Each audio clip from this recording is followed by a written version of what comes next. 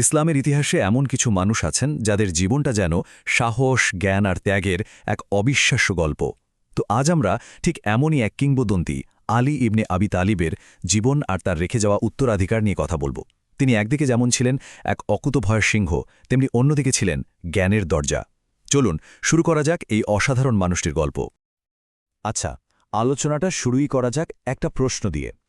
এমন একটা প্রশ্ন যা ইতিহাসের এক খুবই বিরল ঘটনার দিকে আমাদের নিয়ে যাবে। আচ্ছা, ইসলামের ইতিহাসে এমন কে আছেন যার জন্ম হয়েছিল একেবারে পবিত্র কাবার ভেতরই? ভেবে দেখেছেন কখনো? উত্তরটা হল আলী ইবনে আবি তালেব। চিন্তা করে দেখুন, এত বড় একটা সম্মান দিয়ে তার জীবনের পথ চলা শুরু, আর এটাই তাকে ইসলামের ইতিহাসে এক বিশেষ জায়গায় বসিয়েছে।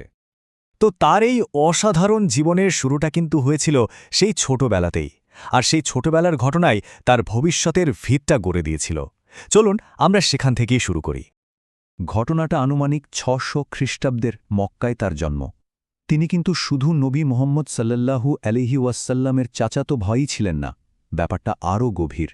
একেবারে ছোটবেলা থেকেই তিনি বড় হয়েছেন সরাসরি নবীজির তত্ত্বাবধানে, আর এই কাছে থাকার সুযোগটাই তার চরিত্র আর জ্ঞানের ওপর সবচেয়ে বড় ছাপ ফেলেছিল। মানে ব্যাপারটা এমন যে খুব কম বয়স থেকেই তিনি শুধু নবীজির একজন আত্মীয়ই ছিলেন না, বরং হয়ে উঠেছিলেন তার সবচেয়ে কাছের, সবচেয়ে বিশ্বস্ত সঙ্গীদের একজন। একটু ভাবুন তো, বয়স কত ছিল? মাত্র ১০। এই ১০ বছর বয়সেই তিনি ইসলাম গ্রহণ করেন।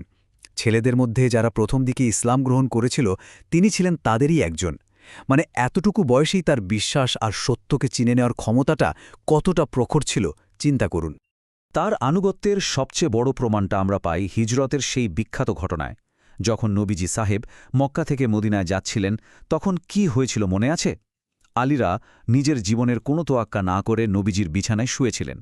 উদ্দেশ্য ছিল একটাই, ঘাতকদের চোখে ধুলো দেওয়া, যাতে নবীজি নিরাপদে বেরিয়ে যেতে পারেন। কি অসম্ভব সাহস আর আত্মত্যাগ, তাই না? নবীজির প্রতি এই যে তার গভীর ভালোবাসা আর আনুগত্য, এটাই তাকে পরবর্তীতে যুদ্ধক্ষেত্রে এক কিংবদন্তি বানিয়ে তুলেছিল। আর তখন থেকেই তিনি পরিচিত হয়ে ওঠেন আসাদুল্লাহ নামে, মানে আল্লাহর সিংহ। এই যে আসাদুল্লাহ বা আল্লাহর সিংহ নামটা, এটা কিন্তু এমনি এমনি আসেনি। তার অবিশ্বাস্য বীরত্বের কারণেই তিনি এই উপাধি পেয়েছিলেন। বদরের যুদ্ধ থেকে শুরু করে খাইবারের যুদ্ধ পর্যন্ত ইসলামের ইতিহাসের মোড় ঘুরিয়ে দেওয়া প্রত্যেকটা বড় বড় যুদ্ধে মুসলিমদের পতাকা কিন্তু তার হাতেই থাকত। যেমন ধরুন খাইবারের যুদ্ধের কথা, এটা তার বীরত্বের একটা অসাধারণ উদাহরণ।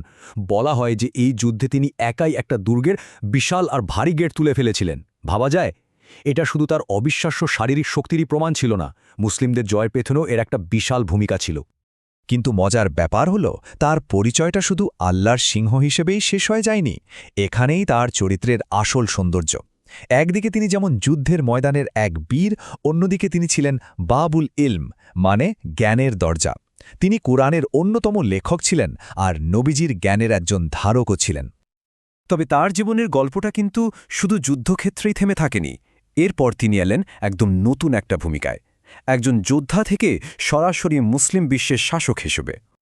ঠিক তাই, আবু বকর, ওমর এবং ওসমানের পর আলীরা মুসলিম বিশ্বের চতুর্থ খলিফা হিসাবে দায়িত্ব নেন। তার খিলাফতের সময়টা ছিল প্রায় ৫ বছর, মানে ৬৫৬ থেকে ৬৬১ সাল পর্যন্ত। আর এই সময়টা ছিল অমাদ চ্যালেঞ্জিং। তিনি ক্ষমতায় এসেই রাজধানী মদিনা থেকে কুফায় নিয়ে যান, কিন্তু তার পুরো শাসনকালটাই কেটেছে অনেক উল্নাট সমস্যায়। যেমন ধরুন উটের যুদ্ধ বা সিফফিনের যুদ্ধের মতো বড় বড় গৃহযুদ্ধগুলো এই সময় হয়েছিল।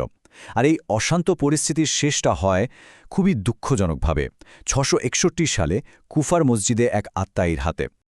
তার জীবনের শেষটা ছিল খুবই মর্মান্তিক, এটা ঠিক, কিন্তু তিনি যা কিছু রেখে গেছেন তার সেই উত্তরাধিকার আজও সারা বিশ্বের মুসলিমদের জন্য এক বিরাট অনুপ্রেরণা।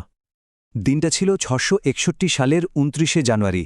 কুফার মসজিদে তিনি ফজরের নামাজ পড়ছিলেন। ঠিক সেই সময়ে ইবনে মুলজাম নামে এক আততায়ী, যে কিনা খারেজি নামের একটা বিদ্রোহী দলের সদস্য ছিল, একটা বিষমাখা ছুরি দিয়ে তাকে আঘাত করে। আর সেই ভয়ঙ্কর আঘাতেই কয়েকদিন পর তিনি শাহাদাত বরণ করেন।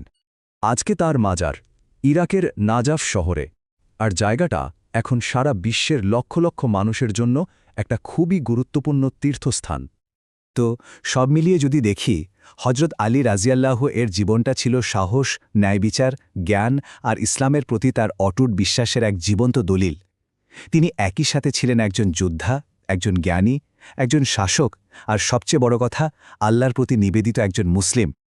তো এই পুরো আলোচনার শেষে একটা প্রশ্ন কিন্তু মাথায় ঘুরপাক খায়, তার জীবনের ঠিক কোন দিকটা, তার সাহস, তার ন্যায় বিচার, নাকি তার জ্ঞান আজকের এই সময়ে দাঁড়িয়ে আমাদের জন্য সবচেয়ে বেশি জরুরি? তার জীবন থেকে আমরা আসলে কি শিখতে পারি? এটা কিন্তু আমাদের সবারই ভেবে দেখার মতো একটা বিষয়।